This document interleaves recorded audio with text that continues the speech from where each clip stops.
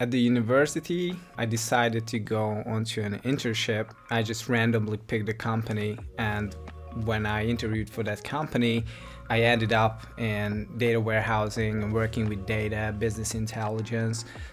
In this field of work, if you would like to be successful, you have to know the basics of data warehousing, all the data modeling and all the technological aspects of it.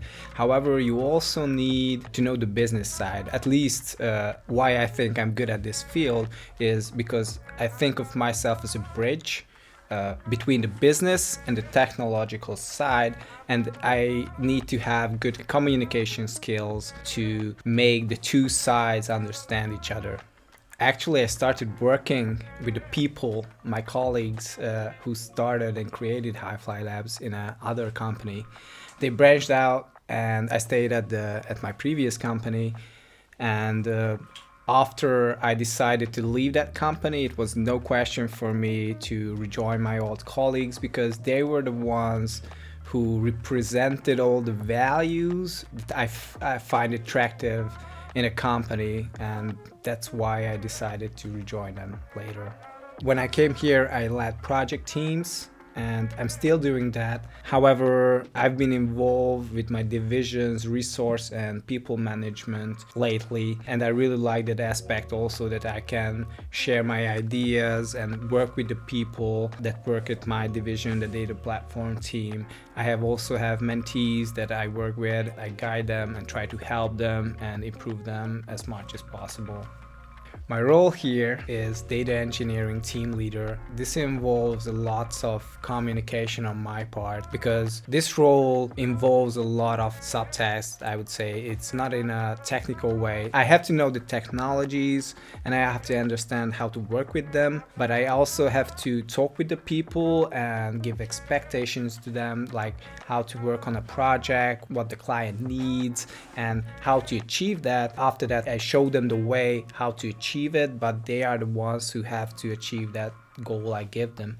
I also have to work with the people, like in a management perspective, like who works on what and how long the project takes, what the resource needs for that project. We also have to work on leads. So we have to talk to the clients. I have to get to know them and what they really want, because sometimes they do not really know what they want. So you have to go around and try to sniff that out, that what they really want from a project and how it will be successful. Just because we know how to technologically achieve that, it does not mean that the project would be successful. We have to write the proposals. This actually means a lot of work with other people and other departments, because usually a project involves us as a team, as a data platform team, but we usually work together with other divisions from Highfly Labs. Highfly Labs, we consider ourselves platform independent, meaning we work with lots of technologies, but personally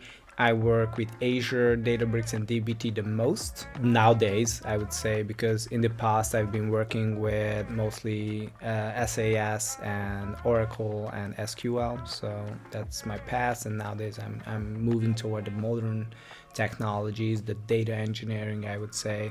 So I've been working with the cloud for the past 2 years. I've started using Databricks in the past year. I really like the one platform aspect Databricks has, the vision they have that all data engineering, data science work should be put into one place, and all the data analysts should be able to query the data in one place.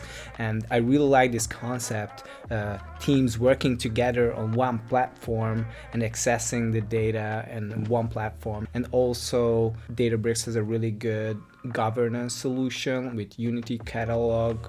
You can create like multiple environments, and you can have the permission management in one place and things like that. So I really like how the platform is functionally, and also I really like the UI, how you develop on the platform. So I think it's really pretty. I had a 1-year project where we worked with big data. It was a new technology. We didn't know that technology. We didn't know big data back then with my team. We didn't know Cloud or Hadoop at all. It was a big project. I led a people of like 7 And it was really wild because we had time constraints. The client didn't really know what they wanted, so we had to create something and sell it to them in a way that they understand what it's good for and how they could use it. So it was really good because the technology was new. It was hard to do because the expectations were not clear. So we had to do client management, and it also was a big project, like 60 people were working on that. So it was pretty huge. And we had to manage this cross teams communication all the time. So in every way, it was a huge challenge, but we in the end managed to deliver the project on time. We had all the documentation done and we give it to the client, and they were really happy with it.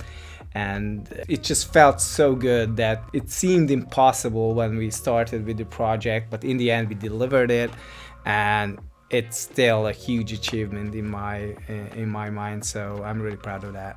I've come from a developer background, so I used to work with code, and after that I started working with clients and planning how a system would look like, so all the architecture, the business needs, and the objectives the system has to achieve. During this transformation, I would say, I moved from a single developer to a team leader. The role is way different.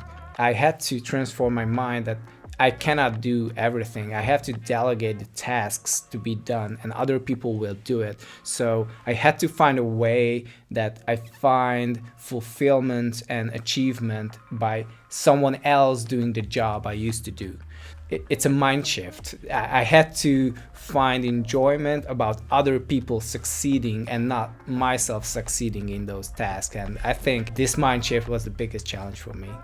There are certainly a lot of aspects because there are social aspects, like we like to work with each other. You have to be somewhat social, and we are working on projects in usually teams. You have to be able to communicate with other people. We like to be open towards each other. We also need that. So we need people who are social and friendly to each other and have mentality that we are in the same boat. So we are working together, not against each other. And also we need technical skills. So we mostly work with SQL and Python.